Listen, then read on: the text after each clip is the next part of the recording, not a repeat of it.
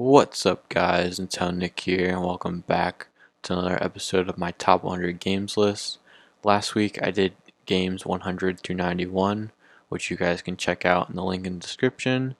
But this time I'm going to be doing games 90 through 81, and I hope you guys enjoy. Number 90. I've always been a big fan of Donkey Kong games, and Donkey Kong as a character in general, just this giant ape and jumping around, destroying everything in his path pretty much, just for bananas, honestly. It's a pretty funny concept, and I love a lot of his games, and one of those games is Donkey Kong Jungle Beat. Now, Donkey Kong Jungle Beat isn't really your typical Donkey Kong game. Most of the time when you think of Donkey Kong, you think of the Donkey Kong Country series, or the original Donkey Kong, or even Donkey Kong 64. But Jungle Beat is kind of unlike anything else, as it uses the DK bongos. And with the DK bongos, you control Donkey Kong with two bongos and pretty much a microphone in the middle. And it's a pretty crazy concept, but it works somehow. Although I didn't play with the bongos and I had to play with the controller since I didn't actually have the bongos, it probably would have changed my experience and maybe put it a little bit higher on the list. But other than that, I still had a fun time playing it with just like regular GameCube controller, even though I had to rapidly press right or left in order to go that direction, as you kind of had to press right or left on the bongos to go either right or left depending on which bongo you're hitting. And it seemed like a lot of fun in concept, honestly, but sadly I didn't have the DK bongos. But overall, it's a fun, addicting, satisfying game that is just so fun, especially the bosses. Although the only bad part is it's kind of short and the bosses are repeated. I think there are three main bosses that are repeated, I think two or three times, and it just gets kind of repetitive and annoying. But the levels themselves are all different and unique and fun. It's just a shame that it was short and that they kind of ran out of boss ideas, I guess. But other than that, great Donkey Kong game. Number 89. I'm a pretty big fan of the indie games. I'm actually pretty obsessed with a lot of indie games, especially with the Switch having so many indie games, and I've played a lot of them, and I mean a lot of them. And one of the first indie games that really blew up and kind of started the indie game craze was Cave Story. Now, Cave Story is a very historical game, as it's pretty much on every device, and it's this amazing game made by only one person, and pretty much started, like I said before, the indie craze of all these indie games. Cave Story was really the first game to really be indie, and it's amazing, honestly.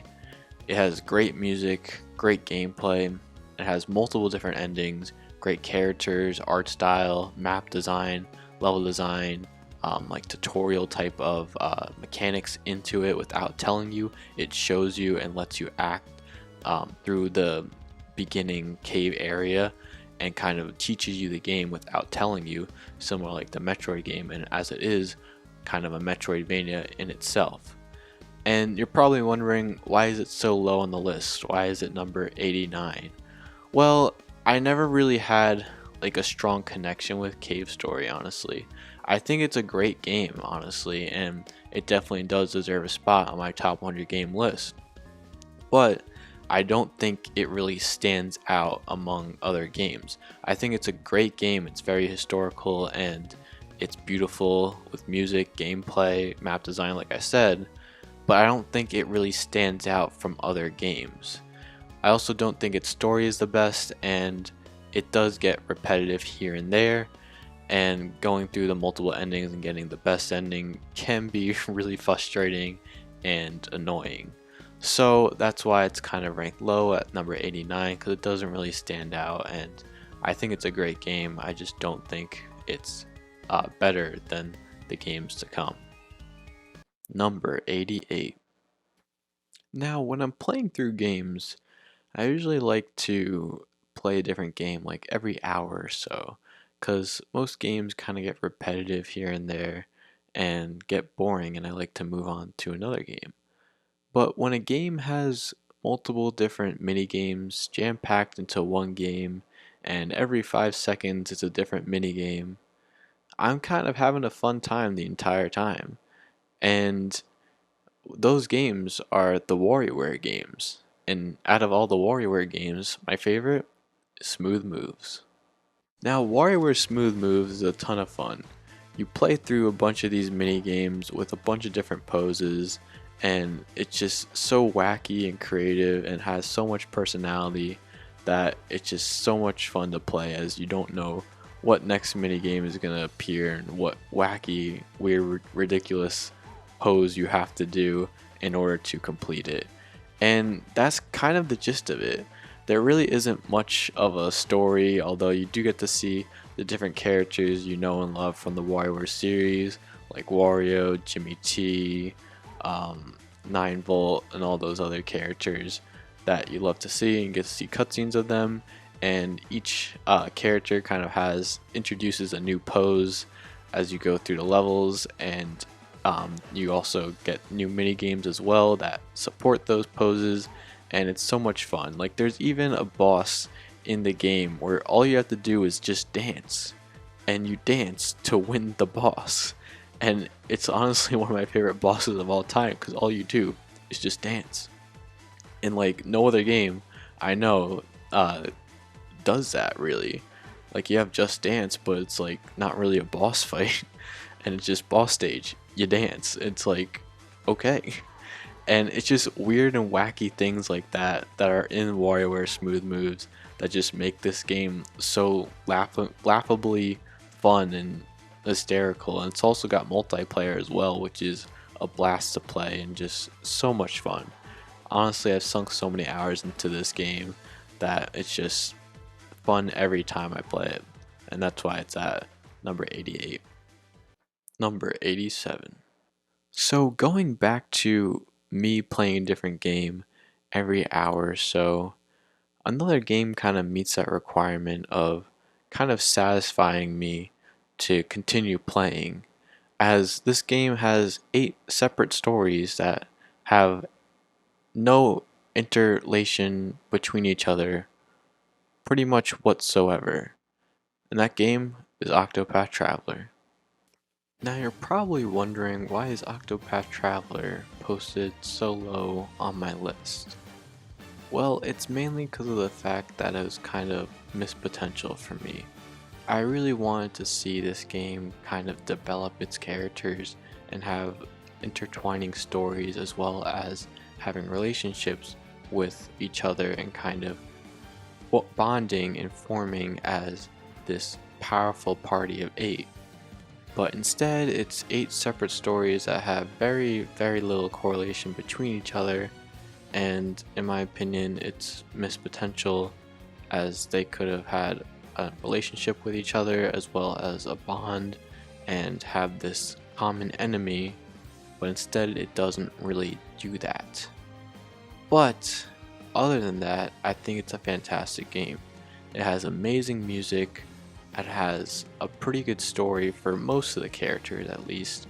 It has a fantastic art style that is unlike anything else. Has that beautiful 2.5D graphics that a lot of games nowadays are actually kind of copying because of how unique and beautiful its art style is, as well as its voice acting and music with the motifs, the job system, the passives, the actives that are little skills that they have, even the overworld skills that they have, like Therion's stealing ability and like Tressa's black market ability, or whatever you want to call it.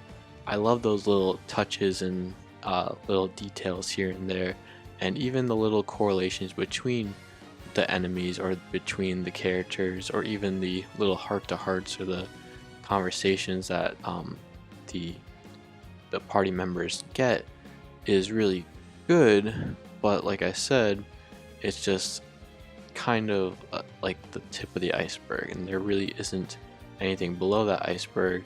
as they don't go into depth of this relationship where there's no intertwining or correlation, and I think that's where it kind of flops. But other than that, I think Octopath Traveler is a great game. It's just there was a lot that I expected of it to happen, but it really didn't show too much. Number 86. Now, like I said before with Carry On, I'm not really a big fan of horror games, and most games don't really scare me. But one game that did scare me and that I felt like was unique amongst other horror games was a game that had the most bizarre and craziest fourth wall breaks that I've ever seen. And that game is Eternal Darkness. Now, for those of you who don't know, Eternal Darkness is a game on the GameCube. It's not that popular, but it's really mainly known for its sanity effects, as there are three bars of stats that you have for each character as you go through this story of different characters with different stats going through history. And each character has different stats, but there are three different bars of stats. You have your health bar, you have your magic bar, and you have your sanity bar. And as you take more damage, your sanity and your health go down, as well as other effects also bring your sanity down. And when your sanity is down, let's just say some crazy stuff happen. A bunch of fourth wall breaks happen, and it's unlike any other game. There'll be points here and there that will just make you go insane pretty much. It's literally just the sanity meter is gonna make you insane if it's low. And that's what I kind of love about it, and it's really known for it because of its sanity meter, as it just has the craziest fourth wall breaks that no other game has done before, and no other game really has done it even in the future after Eternal Darkness came out. And it's really those sanity effects that make this game so unique, as well as so scary as well. And although other than the sanity effects, there really isn't anything else that Eternal Darkness really stands on. It's really cool that you go through history and you have different characters with different weapons, with different stats, there's different magic things, but in reality, it's not the best game. It has very repetitive gameplay as you just keep slashing enemies, you slash their limbs off, then you slash their head, then you just slash their body and they're dead. And it's pretty much repeating that, as well as some magic circles, and it doesn't really get any more complex than that other than you learn new spells and you get new characters. Also, the ending isn't that good. Honestly, the ending is probably the worst part, especially the ending chapters where you just go through this giant tower and you are just defeating enemies, and it's really boring and repetitive, and that's where it kind of flops. But other than that, it's very unique for its sanity, and that's really where it stands on, and it does a great job at doing that. Number 85. Something that's very satisfying in video games is defeating your enemy, and when you're able to defeat hordes of enemies in a blink of an eye, it's very satisfying. And one of those games that you're able to just defeat hordes and hordes and hordes of enemies, racking up thousands of KOs, is Hyrule Warriors. Now, Hyrule Warriors is a crossover between the Legend of Zelda franchise and Dynasty Warriors, as you're going through hordes of moblins or whatever Zelda enemies you can think of, and destroying them with ranges of characters from Link all the way to like the King of Red Lions.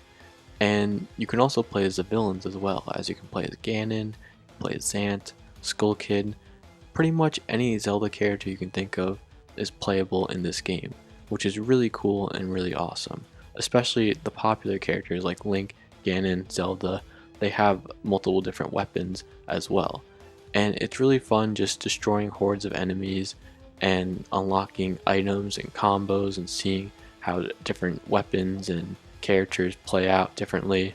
And they even add their own characters to this game as well, like Lana and Sia and Linkle, and it's really cool just playing as all these characters and just destroying hordes of enemies, as well as the DLC adding these adventure maps, as there's an adventure mode, there's a story mode, and even the music is really good.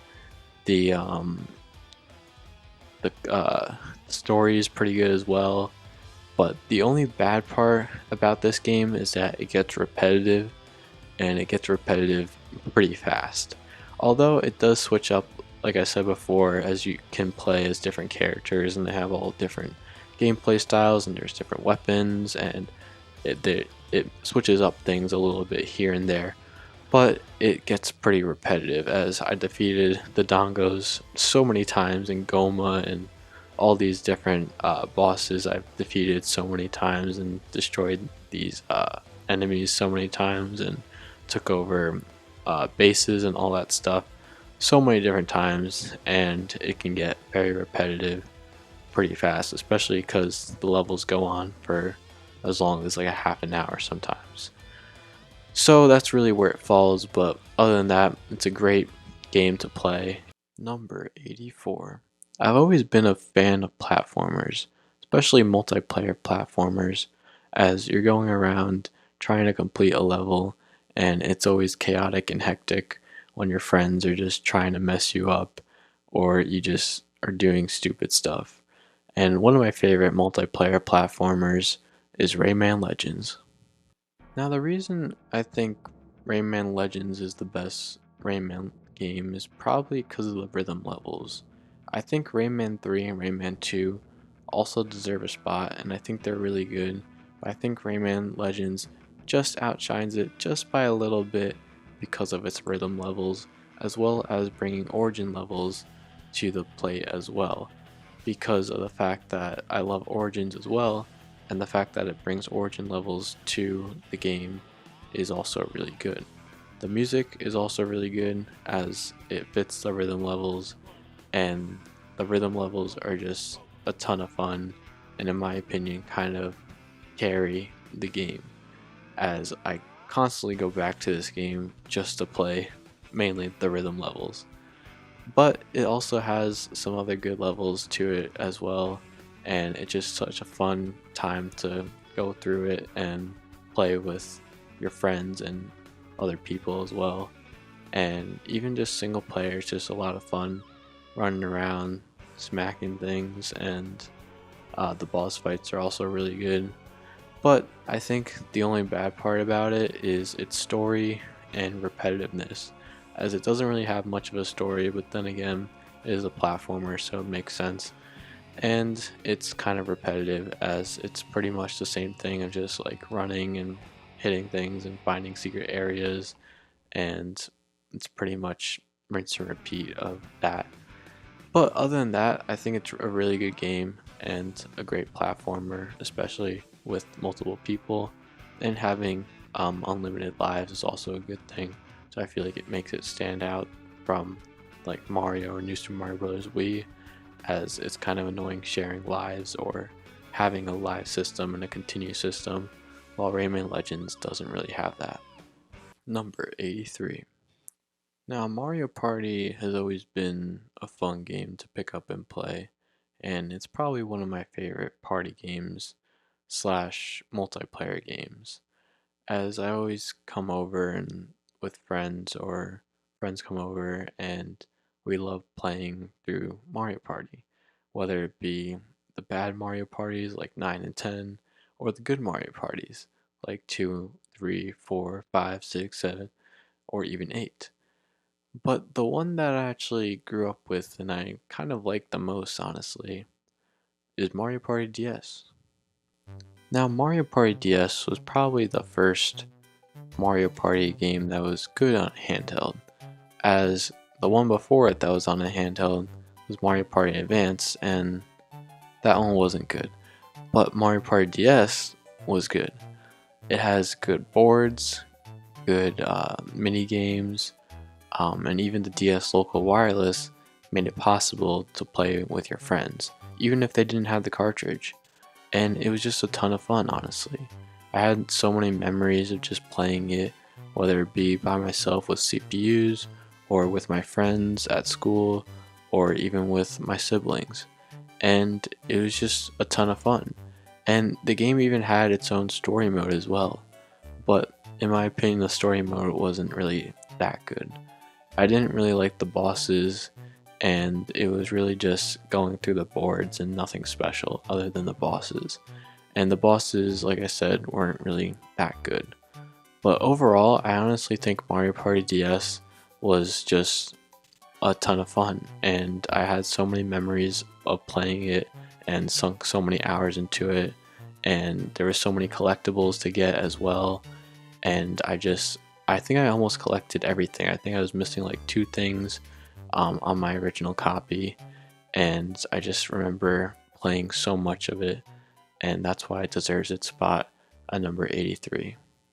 Number 82. Now, here and there, I like to pick up a strategy game, as I'm not really the biggest fan of strategy games, but here and there I get a craving for it, whether it be Fire Emblem or Into the Breach or whatever strategy game there may be. And one of those strategy games is Valkyria Chronicles 4. Now, I heard that Valkyria Chronicles 3 is the best, but I haven't gotten around to it as it's only available as an English translation since it is a Japan exclusive.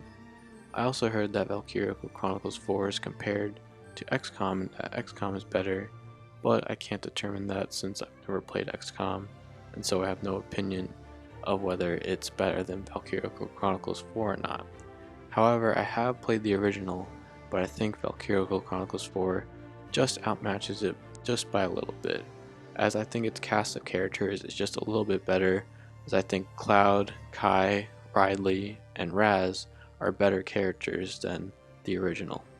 I also think because of its character cast being better, its story is also better, as I think its story goes more in depth and has a bigger meaning to it as the characters are more likable and relatable. I also like the gameplay too, as it adds a new class being the Grenadiers, and I think it makes the gameplay a bit more fresh than the original. And although the gameplay is pretty much the same, it does get repetitive here and there, and I kind of go chapter by chapter. I think it's still a really good game. It also has really good voice acting, and it's just satisfying lining up your shots and making sure every character is in the right position and controlling every single character. It's a lot of fun. I also think its missions are just a little bit better than the original, and I think they're just a little bit more satisfying as well. I also think the villain characters are also really cool and fun to meet, as well as having a good backstory to them. And overall, I just think it's a great game and was a lot of fun to play, and really good story that almost made me cry as well because some of the characters die. Won't really spoil anything, but it does get a bit sad here and there. Number 81. Now, going back to Wario, he doesn't just make these crazy, wacky mini games. He also has his own platformer as well, and I think it's pretty good. I played Wario Land 2, 3, 4, Shake It, as well as the one on the Virtual Boy, but out of those, I think 4 is the best. Now, the reason I think 4 is better than the other games is mainly because of its health point system. Although Shake It kinda has a health point system as well, I think Wario Land 4 is better than Shake It just because of its gameplay, bosses, as well as not having a paywall to get to the next level or world or whatever it may be. And the reason I think Wario Land 4 is better than 2 and 3 is mainly because of its health point system. You don't have to do everything in one go. As Wario Land 2 and 3, if you're fighting a boss or you're fighting an enemy sometimes, you'll be turned into whatever form, like Zombie Wario or Squished Wario or whatever it may be, and you have to float all the way to the top, or you have to go find sunlight to turn back to normal, whatever it may be. And I feel like that's repetitive and tedious and annoying, as pretty much anything can technically one-shot you as you're sent back to the beginning, or you're sent back to a different area or previous area, and you have to do things over again. There's also a lot of backtracking as well, especially with Wario Land 3 and 2 as well, as there's branching pathways, which I think 2 does a good job of having these multiple different endings and pathways and all that stuff. But in my opinion, like I said before, I think Wario Land 4 is the best. So let's talk about Wario Land 4. So Wario Land 4, I think its gameplay, health point system, and bosses are really cool. I also like how its money kind of has power over the bosses, as you're able to buy certain items to make the bosses easier. And so there's a use to the money that you collect, unlike in other games where it's not as useful. I also like how there still is multiple different endings, just like in Wario Land 2, but there are some bad things to Wario Land 4, like the time limits, as you step on that little frog and it says hurry up, and you gotta go through the level to complete it, which I don't think is the worst thing, as it opens up new pathways, and you're not backtracking through the entire level, but you are going through the level backwards, which kind of gives a new view to it. And it's not backtracking, as you're not doing the same thing over again, as like I said before, new pathways open up, and I think that's what makes it kind of fresh and continue the level and expanding the level as it makes new things appear. And overall, I just think it's a great game, and I had a lot of fun playing it. So that's why it deserves a spot at 81. Alright, so that's going to be it for today, guys. Thank you guys all for watching. Those are my picks from 90 to 81 of my top 100 games list. Next week, we're going to be talking about games 80 through 71, and we'll see what happens then. So stay tuned for that, and stay tuned for the rest of my top 100 list right here on Tone Nick. Bye.